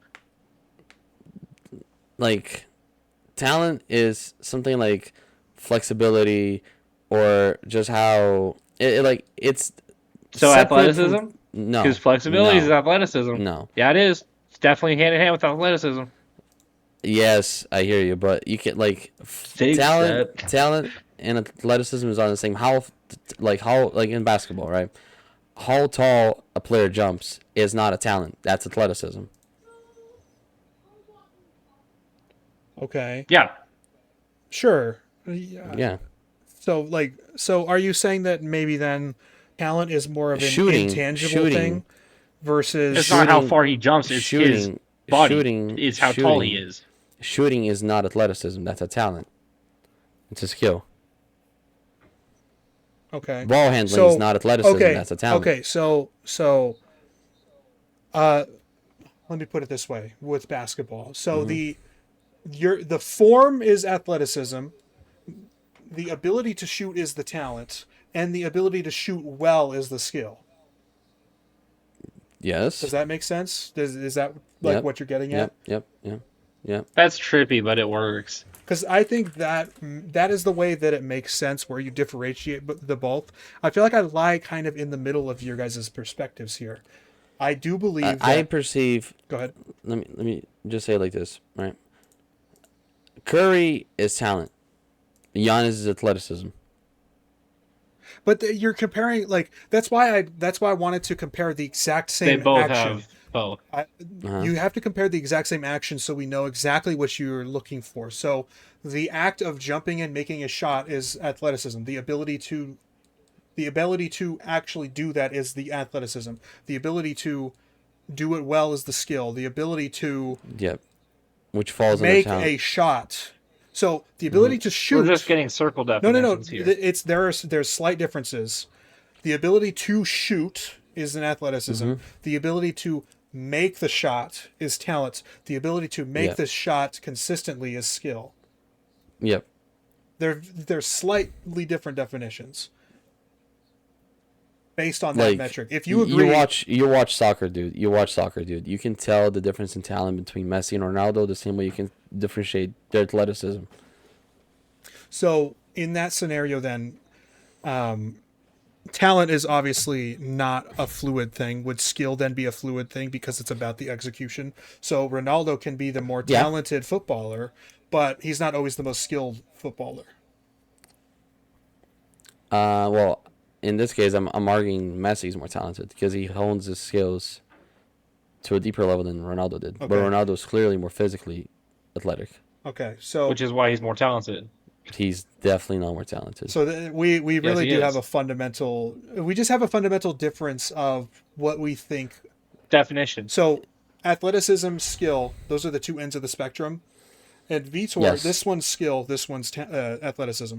Vitor is more of talent is right here, on that Yeah. scale. And Jacob, Yeah. talent is right here on that scale. That's where our issue is. We need to figure out how to make the talent the middle of the scale, I think. Because I think we all agree that Jacob. there are slightly different like Jacob, would you agree with what I said about the three? Athleticism is being able to shoot, talent is being able to make the shot, and then skill is being able to make the shot consistently. Uh, I think that's fair. I don't know if that definition necessarily results in my lot or in my like player, but like I think Kevin Durant is the most talented player to ever play in the NBA. Well, that's fine. That's Like, just one example that I'm giving about just the act of shooting the ball. There are, of course, many other ways mhm, that you can go about that, and that could make, the case for Durant being the most talented player in the NBA. So 100%, that's right. fine to say, but just merely on a definitional I think it standpoint. also works well for baseball because like Bobby Witt Jr. is a case where he has everything. He's talented, skilled, and athletic. Whit Merrifield is a guy who is extremely skilled, not necessarily talented or athletic. So Um, what? Same thing for like Yastrzemski. So my question then is like, what is there a cap to skill then based on the talent level? Because it feels like There's a Yeah. cap to talent based on your skill. Or wait, no, yeah, Your a skill is cap to based on skill your based talent. on talent. so Yeah. when Yeah, but cap on skill based okay, on so talent. then when you say that they are immensely skilled but not very talented, like can you explain that more? Because that's kind of like that's a little contradictory So to They're what Whit on you. their Merrifield ceiling of their was talent. consistently a 30 stolen base player. Actually, let's be honest, he was consistently like a 70 stolen base player. He was fucking elite at stealing bases. Not because he was super fast. He just had amazing eye skills. He stole third base and never got caught. He was that good because he could just read when the pitcher was going. And my friend Cole, who I played baseball with for a while, he had 20 stolen bases as a 250-pound, 5'10" kid because he could pick up on when the pitcher was going to throw the ball. Yep. He wasn't fast, but he Okay. just knew. And that's skill. It's not necessarily talent. You're not physically talented at anything there. But you have skill. So, You learn the mental part of the game. but so okay, so Skill is more mental. based on Talent's more your physical. That's how I view it.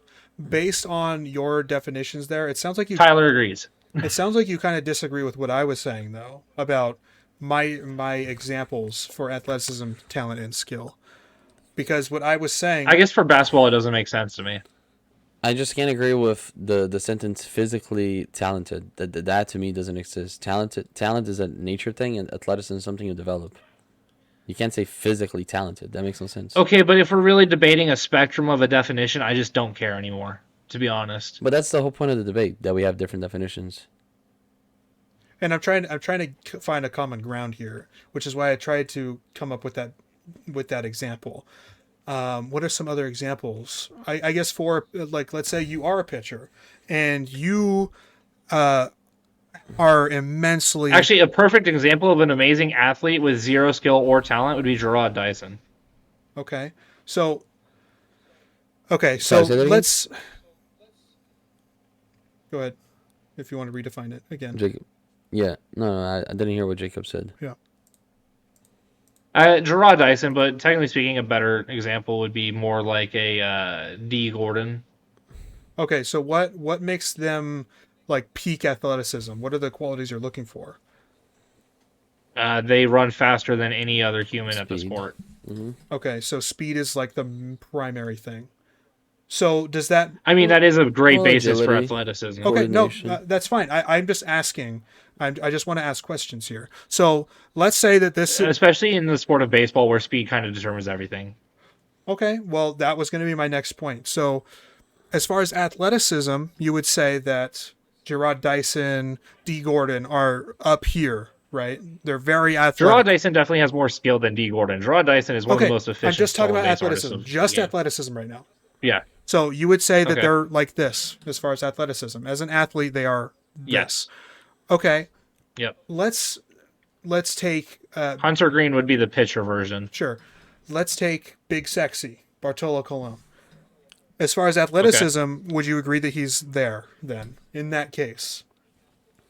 There's an argument for not even having a bar. Okay, But yeah. sure. Okay, so you are specifically looking at a couple of specific qualities in an athlete that you're looking for. So in baseball, you seem to primarily look at speed. Skill cap. But we're not You talking can about skill. if you can throw the ball farther, or if you can throw the ball harder than anybody else, you have a higher potential to strike people out. If you can bend the ball at a higher rate than anybody else can, you have a better potential to strike them out. But Hunter Green, do you not think that insanely do talented. you not think that you think that that's talent though? You just said the word yourself. That's insanely. And it's based on his athleticism. But you also said his ability to throw harder and bend the ball better than anyone else. Bending the ball is not an athletic trait. That is a talent trait, in my opinion. That's not an athletic trait. That's not an athletic trait. Absolutely. Throwing the ball is an athletic trait. Being able to curve the ball is a talent. Yes, is a talent. There's a reason that like people consider pitching art, because the ability to bend the ball and curve the ball is like a talent. It is an artistic but it takes thing. an extremely special athlete to actually be good at pitching. That's the skill part of it. I don't agree, because you just said Bartolo Colon is not an athlete at all, yet he's a very good pitcher when he was pitching for a lot of different times though. Bartolo Colon would not be effective in today's day and age. Okay, but now I think that's moving the goalposts a little bit. I really do. Yeah, that definitely is. Bartolo Colon would get pieced up by the power hitters of today. He might, but I don't think that that's a fair assumption to make, because Schwarby, we've never seen Schwarby hitting against Bartolo Colon would be a 550 hitter with 18 home runs and 32 plate appearances. Let's use Schwarber as an example. I think this might be interesting. Where would Schwarber be on this athleticism scale? I'll just slowly go up. This is hard because he was a catcher. Okay, but now we're looking at a different metric for athleticism. Is framing a talent or an athleticism trait? That's talent. I think that's a skill. Okay. No, I think framing is a talent. I think framing consistently is the skill. It's the just skill. feeling of the No, game. I think that's complete bullshit. I think the framing is a skill because you can learn how to frame very easily. Salvador Perez, one of the worst framers of 2023, one of the best framers of 2024. Okay. That's not because he immensely became talented at it. He just learned the fucking skill. So you don't think talent can be learned?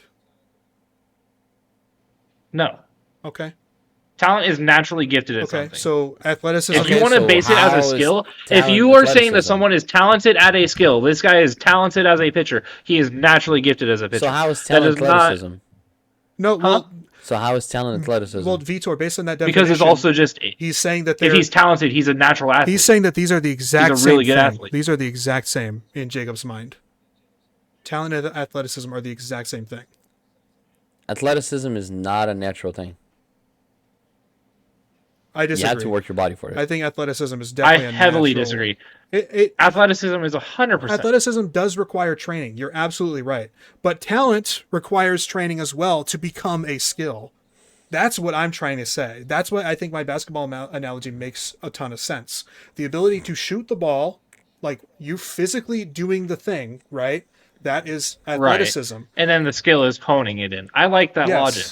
I think that is the best way of looking at it, where this is the athletic trait, the ability to Hunter Green is the most talented pitcher because he can throw the ball the hardest.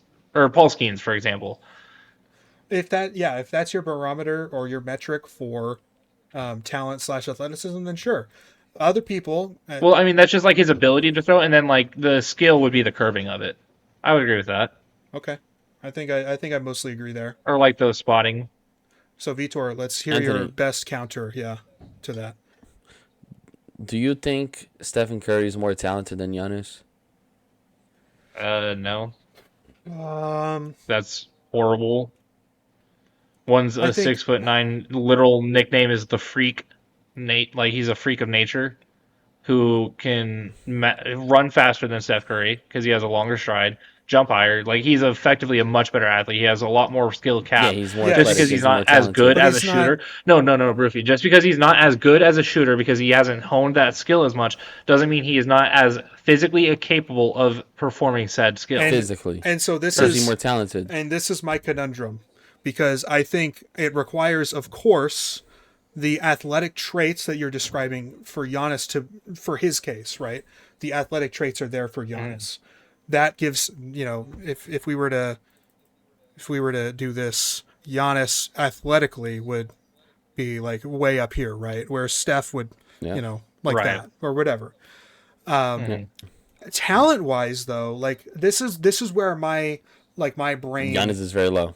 This is where my brain isn't quite correlating with either of your guys' perspectives on this, because talent, again, in my definition, as like shooting, for example, athleticism, physically shooting the ball, talent, physically making the shot. I think Giannis is, there, right? Curry is there. No, because Giannis is not as skilled as his talent is. So Giannis's skill is down here, and Curry's skill is, there, right? So notice how skill is much more correlated with talent than athleticism. But I also believe, if you look, I mean, obviously these are just rough estimates, but I would also say that Curry is not that much less athletic than he is skilled. Whereas Giannis, being an insane athlete, is much less skilled than he is athletic, and part of that. See, that's what I mean. Like, I am stuck in the Curry's middle. a better player. Let's be honest. Well, that's yes, my it makes whole sense point. for He's that more he would be talented. He's a above. better player. That's my whole point. No. I don't know how Anthony Richardson is significantly more talented than Daniel Jones. Not a fucking better player. How many times do we have to go over this? He's more athletic, yes. Okay, He is more talented. Let's do Anthony Richardson and Daniel Jones. Anthony Richardson as Anthony an Richardson's athlete, more get this talented. going. I Sure. mean, he's a really good athlete. I think Daniel Jones is a pretty good athlete. He's got a good arm. He's a He decent can athlete. move. He's a decent athlete. He's a good athlete. Talent. I mean, are we saying that Anthony Richardson is immensely talented? I don't know about immensely talented. He's more talented. I think Jacob would agree that he's immensely talented. He's more talented. So let's say he's pretty close to his talent. And let's say Daniel Jones is also pretty close, but also a little bit lower. Uh-huh. Skill. Anthony Richardson Daniel Jones is is much higher. down here, and Daniel Jones is up here, right? So who's the better player? I mean, Daniel Jones, 100%. But Obviously, Daniel Jones that is a better doesn't player. mean that he's a better athlete or more talented, necessarily. It just means that he is better at football. And again, going back to my shooting as an example, the person who makes the most consistently makes the most shots is obviously the better player that can just, like, if you can shoot the ball from half court, that's fine. But if you're not consistently making the shot from half court, it doesn't really matter, I don't think.